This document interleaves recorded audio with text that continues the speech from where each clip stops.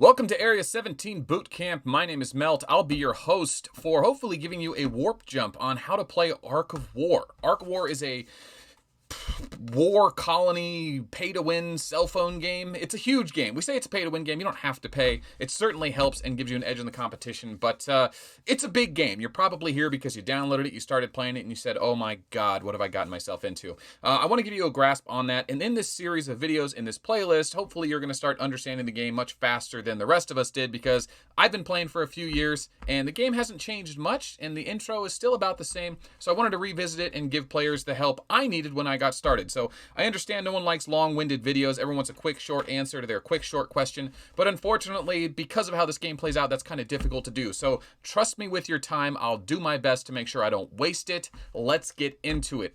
First, we want to understand the general concept. Ark of War is taking place. This game is on a server. You can click on the world map. You can go to star map. You can see all the other stars out there. These are all other servers, identical layout to yours.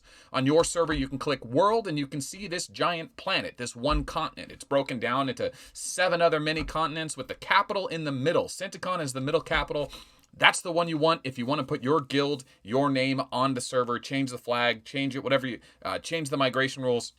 But ultimately, the other capitals do yield gold and benefits. There's not a great benefit to having them. It's not essential to have the capitals. It's just generally a lot of fun. Every other day, each capital comes up. You and your guild fight other guilds for it, and you get kind of bragging rights for doing it. So this is the battlefield. This is the layout. It's a giant rectangle. You can click on the super top left up here, and it always takes you to the top left corner.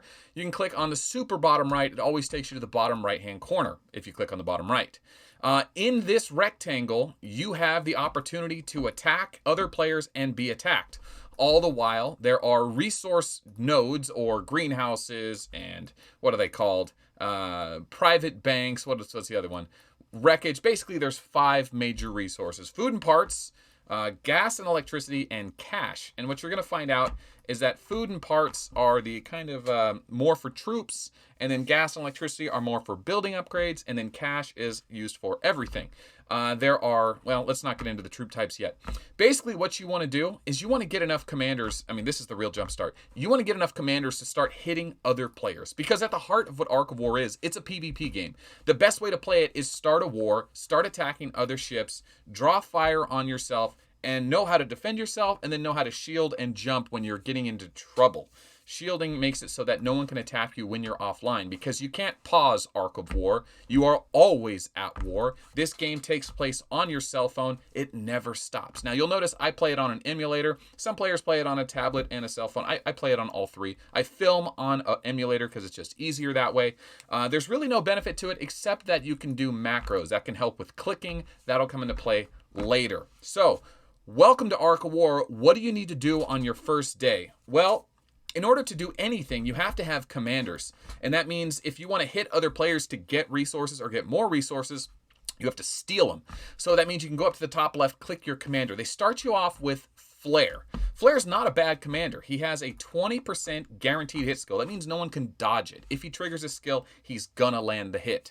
Later on in Tier 4, Tier 5, Tier 6, people will start using this dodge mechanic to try to avoid being hit, and this skill comes into play. Now later on, Flare is considered a good starter commander. You want to get a 40% guaranteed hit. See, most commanders have the first skill, the second skill, and then an awakening skill. When you get them to S class, when you release them enough out of the warp gate, you get this awakening ability that triggers 60% of the time, and it does bonus damage. You can also awaken them to give them bonus stats. That's a higher level thing. Don't worry about that right now. Just focus on getting your first skills to level 15, level 20 in the first couple of days, and get a couple of commanders. Now, the next thing is leadership, right? You want to have the ability to bring troops with you. Right now, Flare only inspires 40 leadership of troops. Most people watching this have already gotten to this point, but I got to cover the basics. What you want to do is get to about 1,000. That's when your success rate for adding magazines goes down. Right now, if I just add 1, my leadership goes from 40 to 42. Successfully added it at 100%.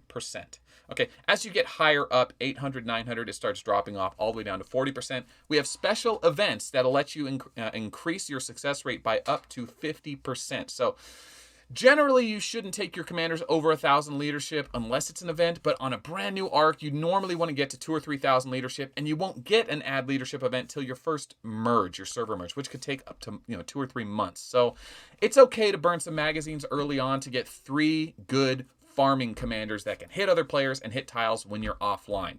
Okay, that being said, let's look at what we've got. We've got a ton of stuff to upgrade.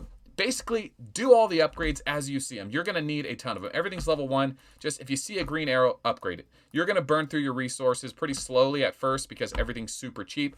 Burn the gold. That's okay. You're going to get plenty of free gold. And then we're going to get into how to get free stuff every day. Like, what should you be doing every day to take advantage of what the game will give you without you having to pay anything? So let's talk about that.